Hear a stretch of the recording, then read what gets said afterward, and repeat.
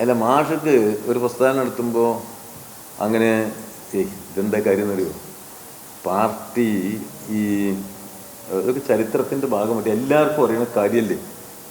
നമുക്കെല്ലാം അറിയുന്ന കാര്യങ്ങൾ അതൊക്കെ. 1980 പിന്നെ എന്താണ് KG മാരാർ സ്ഥാനാർത്ഥിയാണ്. ആരുടെ സ്ഥാനാർത്ഥി? KG മാരാർ.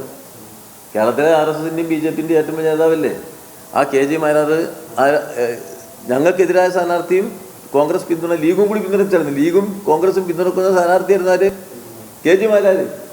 പാവം സതീശനൊന്നും അറിയില്ല. അതാണ് പ്രശ്നം. രാജഗോപാലൻ ഇവിടുത്തെ സ്ഥാനാർത്ഥിയായിരുന്നു. രാജഗോപാലൻ കാസർഗോഡ് സ്ഥാനാർത്ഥിയായിരുന്നു.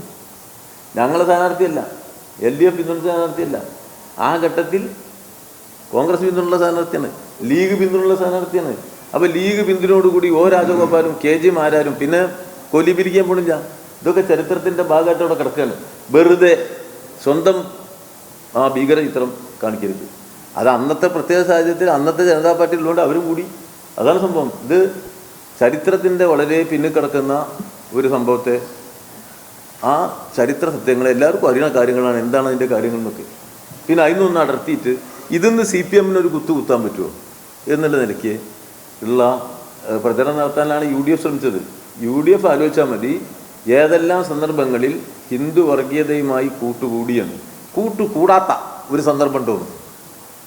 ഹിന്ദു ഈ RSS അത് പിന്തുണക്കുന്ന തീവ്ര ഹിന്ദുത്വ ഘടകങ്ങളുമായി സന്ധി ചെയ്യാത്ത, വോട്ട് കച്ചവടം നടത്താത്ത ഒരു കോൺഗ്രസ് നേതാവ് അത് KPCC ഓഫീസിലിരിക്കുന്നുണ്ടോ? ഒരാൾ.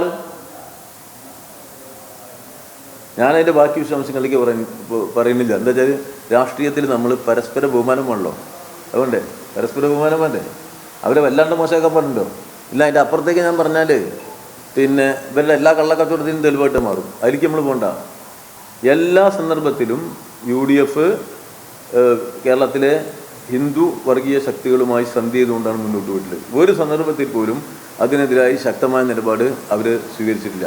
ഞങ്ങളെ സംബന്ധിച്ച്, CPMനെ സംബന്ധിച്ചിടത്തോളം ഒരു തരം വർഗീയതയുമായി, അത് ഹിന്ദു വർഗീയതയുമായിട്ടായാലും ശരി, മുസ്ലിം വർഗീയതയായിട്ടായാലും ശരി, രാഷ്ട്രീയ ലാഭത്തിന് വേണ്ടി ഒരു നിലപാട് സ്വീകരിച്ച ഒരനുഭവവും CPMനെ സംബന്ധിച്ചില്ല, ഇടതുപക്ഷ ജനാധിപത്യ മുന്നണി സംബന്ധിച്ചില്ല. മതനിരപേക്ഷത നിലനിൽക്കണം, മനുഷ്യൻ തമ്മിലുള്ള സ്നേഹം നിലനിൽക്കണം എന്നതിൽ ഊന്നിയ രാഷ്ട്രീയ നിലപാടുകളാണ് എല്ലാ കാലത്തും ഞങ്ങൾ സ്വീകരിച്ചിട്ടുള്ളത്. ആ രാഷ്ട്രീയ നിലപാടുകളെ സംബന്ധിച്ചായിരിക്കും സഖാവ് ഗോവിന്ദൻ മാഷും പറഞ്ഞിട്ടുണ്ടാവും.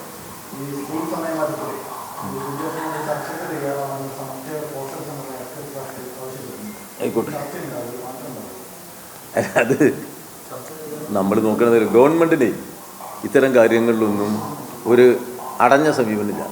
കേരള ഗവൺമെൻറ് ഇത്തരം ഏത് സന്ദർഭത്തിലും അതിൻ്റെ പ്രായോഗികമായ വിഷമതയുണ്ടെന്ന് പറഞ്ഞാൽ അനുഭാവപൂർവ്വം ഇത്തരം കാര്യങ്ങളൊക്കെ പരിശോധിച്ച് ആവശ്യമായ ഘടകങ്ങളൊക്കെ നോക്കിയിട്ടേ തീരും കാര്യങ്ങൾ മുന്നോട്ട് കൊണ്ടുപോകും. ഒരു വിഭാഗത്തിനെയും ഒരു വിഷമം ഉണ്ടാക്കുക എന്നുള്ള ഉദ്ദേശം ഗവൺമെൻറ്റിനില്ല.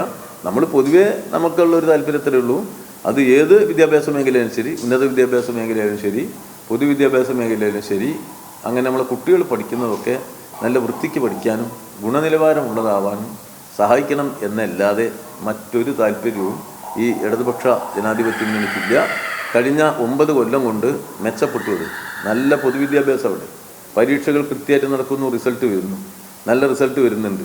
സർവകലാശാല വിദ്യാഭ്യാസം എത്ര കുത്തഴിഞ്ഞ് കിടക്കുന്നു. ഒരു പരീക്ഷാ കലണ്ടറുണ്ട്. പണ്ടൊക്കെ വെച്ചാൽ വേറെ യൂണിവേഴ്സിറ്റി പോകാൻ വയ്യ, വിദേശത്ത് പോകാൻ വയ്യ, സർട്ടിഫിക്കറ്റ് കിട്ടുന്നില്ല. ആ ഒരു വാർത്ത, നിങ്ങൾക്കൊരു വാർത്ത പോയി, നിങ്ങൾക്കൊരു വാർത്ത നഷ്ടപ്പെട്ടു. അതാ പണ്ടായത്. ആ മര്യാദയ്ക്ക് നടന്നതോടുകൂടി കൃത്യമായി പരീക്ഷാഫലം വരികയാണ്, കൃത്യമായി കുട്ടികൾ പഠിക്കുകയാണ്. നിങ്ങൾക്ക് വാർത്ത വേണമെങ്കിൽ ഇത് കൃത്യത ആയി വരാതിരിക്കല്ലോ, അപ്പോഴല്ലേ വാർത്തയുള്ളൂ. പരീക്ഷാഫലം വന്നില്ല ഒരു വാർത്ത ഉണ്ട്, പരീക്ഷാഫലം വന്നു ഒരു വാർത്ത ഇല്ല. അത് രണ്ടു പോയി. അതൊക്കെ പോയിപ്പോൾ കേരളം വിദ്യാഭ്യാസ രംഗത്ത് ഉണ്ടാക്കിയ മാതൃക വളരെ മഹനീയമാണ്. അത് നമുക്ക് മെച്ചപ്പെട്ട ഒരു കാര്യമാണ്. അവിടെ ചോദ്യം ചോദിച്ചാൽ എന്താ ഈ കാര്യം ഒന്നും വിശദീകരിക്കാൻ പറ്റില്ല.